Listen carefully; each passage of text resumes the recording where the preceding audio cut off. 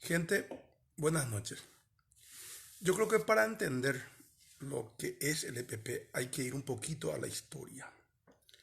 Primero, lo que en los años 80 empezó como un movimiento organización socialista revolucionaria, que posteriormente desembocó en un partido político denominado Patria Libre, cuyos postulados eran trotskistas, eran de la Cuarta Internacional. Acá hay que distinguir para los profanos que este sector de pensamiento ideológico se divide básicamente en cuatro partes. El primero, que ya está de moda, que fue el que instauró Marx. La, el- la segunda internacional, que es la socialdemocracia, que existe hoy en algunos países de Europa, por supuesto ya con el ayornamiento correspondiente. Y la tercera internacional, que es la de Lenin, que es el comunismo establecido en Rusia, y la cuarta internacional, que es la del trotskismo. Y acá hay que diferenciar una cuestión, gente, para que ustedes puedan entender lo que está ocurriendo. La tercera internacional entiende que hay que acabar con el Estado liberal para posteriormente instaurar la dictadura del proletariado. En cambio, la Cuarta Internacional establece ese aspecto debe realizarse per saltum, es decir, de un país atrasado, no en vías de desarrollo, como dicen los leninistas, atrasado se produce per saltum la dictadura del proletariado. Entonces son aspectos a tener en cuenta.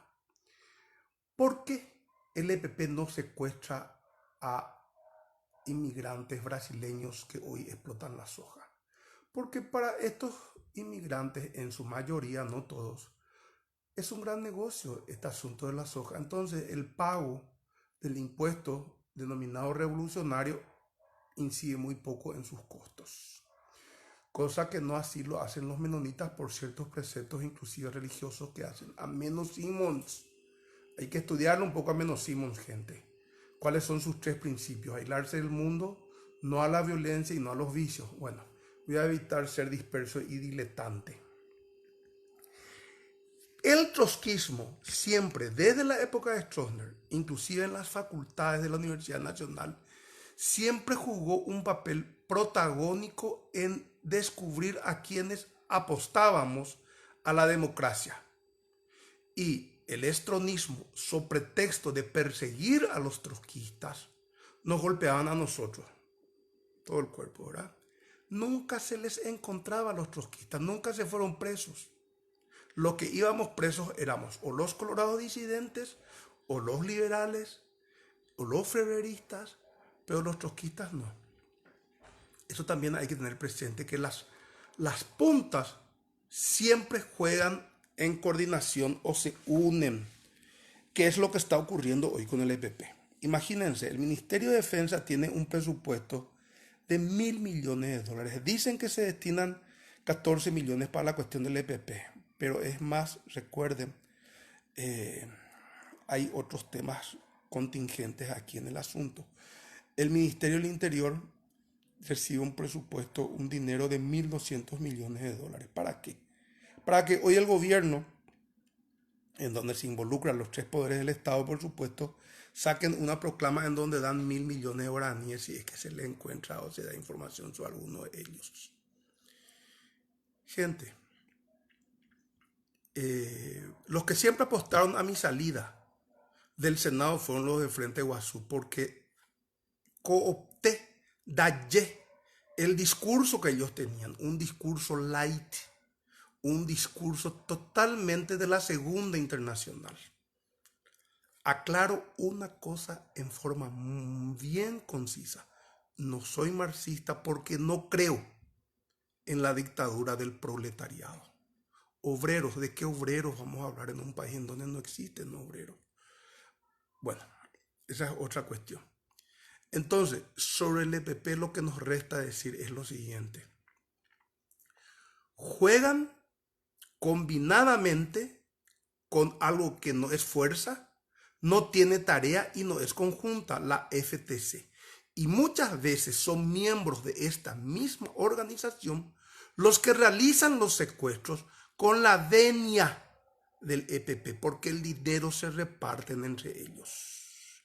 Y nosotros sabemos que quienes integran lastimosamente los cuadros policiales en la cúpula y los cuadros militares en la cúpula están siempre vinculados al narcotráfico, a violencia, a robos de vehículos, como yo lo demostré ya en múltiples ocasiones, y por supuesto que perdí 41 en los ascensos de estos militares involucrados.